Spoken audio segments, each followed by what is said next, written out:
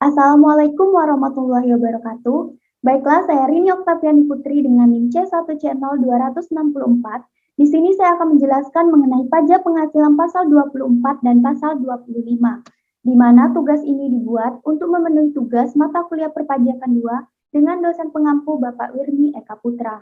Nah, adapun pokok pembahasannya yaitu yang pertama ada pengertian pajak penghasilan pasal 24, yang kedua ada tahapan penghitungan kredit pajak luar negeri, yang ketiga batas maksimum kredit pajak luar negeri, yang keempat pengertian pajak penghasilan pasal 25, yang kelima ada cara menghitung pajak penghasilan pasal 25, dan yang keenam atau yang terakhir yaitu ada angsuran pajak penghasilan pasal 25. Nah, langsung saja ke pokok pembahasan yang pertama, yaitu mengenai pengertian pajak penghasilan pasal 24. Apa itu pajak penghasilan pasal 24? Jadi, pajak penghasilan pasal 24 atau PPh pasal 24 itu adalah pajak yang dipungut di luar negeri atas penghasilan wajib pajak di luar negeri. Nah, yang menjadi subjek pajak penghasilan ini yaitu wajib pajak dalam negeri yang terhutang pajak atas seluruh penghasilan, termasuk penghasilan yang diterima atau diperoleh dari luar negeri. Sedangkan yang menjadi objeknya yaitu penghasilan yang berasal dari luar negeri. Nah, ke pembahasan yang kedua yaitu mengenai tahapan penghitungan kredit pajak luar negeri. Di mana di sini kita harus menentukan pajak terhutang atas penghasilan kena pajak yang berasal dari dalam negeri maupun luar negeri sebagai tahapan yang pertama. Nah, di sini penghasilan kena pajaknya itu sama dengan penghasilan neto fiskal dalam negeri itu ditambah dengan penghasilan neto luar negeri. Nah, sedangkan untuk pajak terhutangnya itu tarif pajak dikalikan dengan penghasilan kena pajak. Di sini dicontohkan PT Eksis di Bandung memperoleh penghasilan neto dalam tahun 2017 yaitu di mana penghasilan dalam negerinya itu ada 800 juta. Sedangkan penghasilan luar negerinya itu ada 400 juta. Nah, penghitungan PPh-nya itu yaitu penghasilan kena pajaknya itu penghasilan dalam negeri ditambah dengan penghasilan luar negeri, maka didapatkanlah penghasilan neto. Jadi di sini 800 juta ditambah dengan 400 juta didapatkan penghasilan neto yaitu 1.200.000.000 juta. Nah, untuk mencari pajak terhutangnya itu berarti tarif pajak dikalikan dengan penghasilan kena pajaknya, yaitu 25% dikalikan dengan 1.200.000.000 juta, sehingga dapatlah PPh terhutangnya itu 300 juta. Nah, kemudian yang kedua, kita menghitung kredit pajak luar negerinya.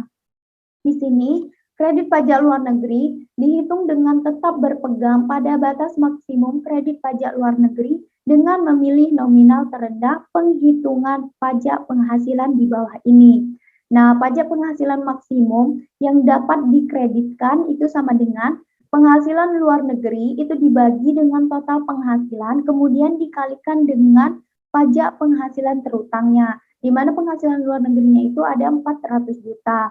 Nah, kemudian dibagi dengan total penghasilan 1.200.000.000, kemudian dikalikan dengan PPh terhutang yaitu 300 juta, sehingga didapatkanlah PPh maksimumnya itu ada 100 juta. Kemudian PPh yang terhutang atau dipotong di luar negeri yaitu tarif pajaknya dikali dengan penghasilan luar negerinya, yaitu 20% dikalikan dengan 400 juta. Didapatkanlah hasil 80 juta. Nah, 80 juta ini diperoleh dengan membandingkan penghitungan PPh maksimum yang boleh dikreditkan dengan PPh yang terhutang atau dibayar di luar negeri, kemudian dipilih jumlah yang terendah.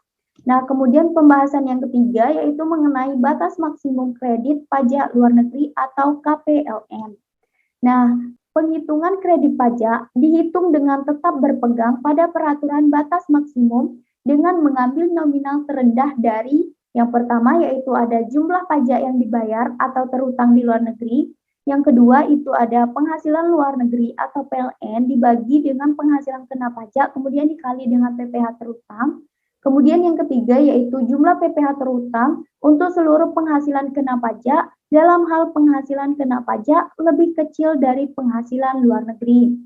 Oke. Di sini dicontohkan PT Cemara memperoleh penghasilan neto dalam tahun 2018 yaitu penghasilan dari luar negerinya itu ada 5 miliar. dengan tarif pajak sebesar 40%. Sedangkan penghasilan usaha di Indonesia atau penghasilan dalam negerinya itu ada 400 juta. Nah, jadi jumlah penghasilan netonya itu yaitu 5 miliar yang penghasilan dari luar negeri ditambahkan dengan 4 miliar penghasilan dalam negeri, didapatkanlah 9 miliar. Nah, batas maksimum kredit pajaknya itu diambil yang terendah dari 3 unsur perhitungan berikut. Yang pertama yaitu PPh terutang atau dibayar di luar negeri. Di sini tarif pajaknya dikalikan dengan pajak penghasilan dari luar negeri, yaitu 40% dikalikan dengan 5 miliar didapatkanlah 2 miliar. Kemudian perhitungan yang kedua yaitu 5 miliar yaitu penghasilan dari luar negeri dibagi dengan penghasilan neto yaitu 9 miliar, kemudian dikalikan dengan PPh terutangnya, di mana PPh terutangnya ini yaitu penghasilan neto dikali dengan tarif pajaknya yaitu 9 miliar dikali dengan 25%, sehingga didapatkanlah hasil 2 miliar 250 juta atau bisa dilihat di nomor 3. Nah, kemudian untuk mencari nomor 2-nya tadi itu kan penghasilan luar negeri dibagi dengan penghasilan neto dikali dengan PPh terutang, berarti penghasilannya luar negerinya itu ada 5 miliar dibagi dengan 9 miliar, kemudian dikalikan dengan PPh terutang yaitu 2 miliar 250 juta, sehingga didapatkanlah hasil 1 miliar 250 juta. Nah, dari ketiga ini yang paling kecil atau yang paling rendah itu adalah yang poin yang kedua, yaitu 1 miliar 250 juta. Kemudian masuk ke pembahasan yang keempat, yaitu mengenai pengertian pajak penghasilan pasal 25. Nah, pajak penghasilan pasal 25 adalah pajak yang dibayar secara angsuran. Pembayaran ini harus dilakukan sendiri dan tidak bisa diwakilkan.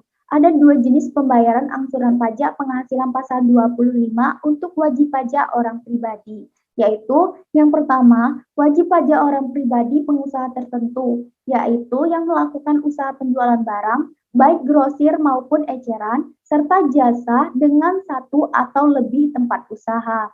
Nah, PPh pasal 25-nya bagi orang pribadi pengusaha tertentu atau disingkat OPPT, yaitu 0,75% dikalikan dengan omset bulanannya tiap masing-masing tempat usaha.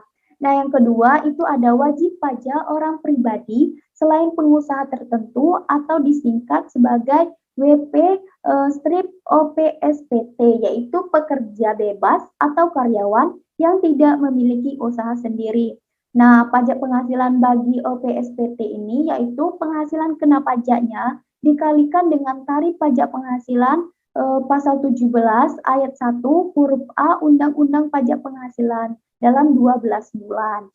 Nah, kemudian masuk yang kelima yaitu mengenai cara penghitungan pajak penghasilan pasal 25.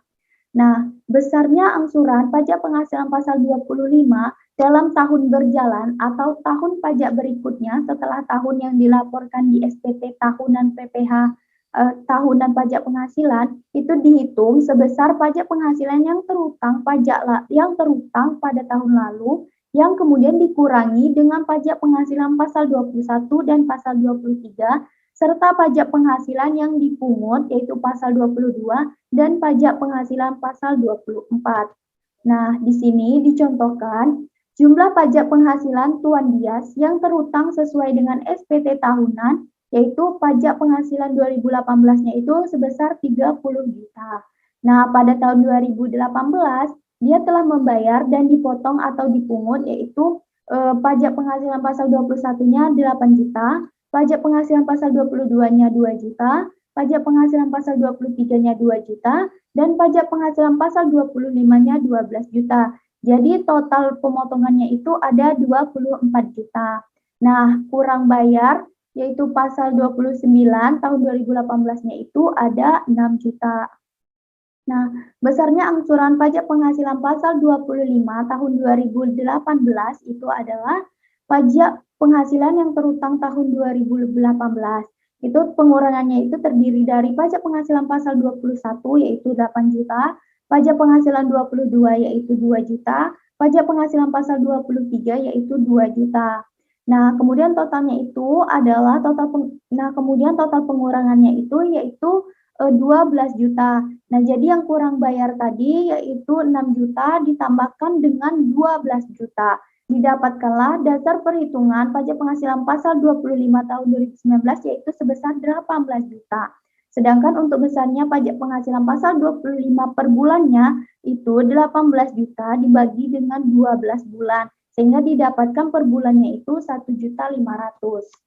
Nah, yang terakhir yaitu mengenai angsuran pajak penghasilan pasal 25.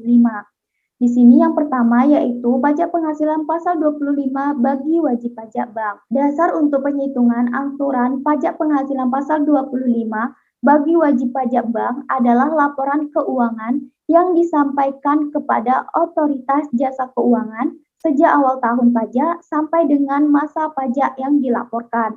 Angsuran PPh pasal 25 ini dihitung berdasarkan penerapan tarif pasal 17 Undang-Undang PPh atas penghasilan neto berdasarkan laporan keuangan tersebut dan dikurangi dengan pajak penghasilan pasal 22 yang dipotong dan atau dipungut sejak awal tahun pajak sampai dengan masa pajak yang dilaporkan dan dikurangi dengan pajak penghasilan pasal 25 yang seharusnya dibayar sejak awal tahun pajak sampai dengan masa pajak sebelum masa pajak yang dilaporkan. Nah, yang kedua yaitu wajib pajak lainnya dan wajib pajak masuk bursa selain wajib pajak bank. Dasar untuk penghitungan angsuran PPh pasal 25 bagi wajib pajak lainnya dan wajib pajak masuk bursa selain bank adalah laporan keuangan yang disampaikan setiap 3 bulan kepada bursa dan atau otoritas jasa keuangan. Angsuran PPh pasal 25 ini dihitung berdasarkan penerapan tarif pasal 17 Undang-Undang PPh atas penghasilan neto berdasarkan laporan keuangan triwulan yang dikurangi dengan PPh pasal 22 dan pasal 23 yang dipotong dan atau dipungut sejak awal tahun pajak sampai dengan masa pajak periode yang dilaporkan dan dikurangi dengan PPh pasal 25 yang seharusnya dibayar sejak awal tahun pajak sampai dengan masa pajak periode yang dilaporkan. Nah, yang ketiga yaitu wajib pajak BUMN dan BUMD. Angsuran PPh pasal 25 untuk wajib pajak BUMN dan BUMD selain wajib pajak bank, wajib pajak masuk bursa, dan atau wajib pajak lainnya dengan nama dan dalam bentuk apapun dihitung berdasarkan penerapan tarif pasal 17 Undang-Undang PPh atas penghasilan neto berdasarkan rencana kerja dan anggaran pendapatan atau RKAP tahun pajak yang bersangkutan yang telah disahkan rapat umum pemegang saham yang dikurangi dengan pemotongan dan atau pemungutan PPh pasal 22 dan pasal 23 serta PPh pasal 24 yang dibayar atau terutang di luar negeri tahun pajak yang lalu dibagi dengan 12. Nah, yang keempat yaitu wajib pajak orang pribadi pengusaha tertentu. Besarnya angsuran PPh pasal 25 untuk wajib pajak orang pribadi pengusaha tertentu itu ditetapkan sebesar 0,75% dari jumlah peredaran bruto setiap bulan dari masing-masing tempat usaha yang berbeda dengan tempat tinggal wajib pajak. Pembayaran angsuran PPh pasal 25 dari masing-masing tempat usaha ini merupakan kredit pajak atas pajak penghasilan yang terutang untuk tahun pajak yang bersangkutan. Yang kelima yaitu wajib pajak baru. Wajib pajak baru adalah wajib pajak orang pribadi dan badan yang baru terdaftar pada suatu tahun pajak. Nah, untuk itu angsurannya ditetapkan nihil. Angsuran pajak penghasilan pasal 25 untuk wajib pajak baru dalam rangka penggabungan, peleburan, dan atau pengambil alihan usaha pada sisa tahun pajak berjalan itu ditetapkan sebesar penjumlahan angsuran PPh pasal 25 dari seluruh wajib pajak yang terkait sebelum penggabungan, peleburan, dan atau pengambil alihan usaha. Nah, yang keenam yaitu angsuran PPh pasal 25 untuk wajib pajak dalam rangka pemekaran usaha. Angsuran ini untuk seluruh wajib pajak hasil pemekaran usaha ditetapkan sebesar angsuran PPh pasal 25 sebelum pemekaran usaha. Angsuran PPh pasal 25 untuk masing-masing wajib pajak hasil pemekaran usaha dihitung berdasarkan persentase nilai harta yang dialihkan. Oke, baiklah sekian penjelasan dari saya. Jika ada kekurangan saya mohon maaf. Saya akhiri. Wassalamualaikum warahmatullahi wabarakatuh. Terima kasih.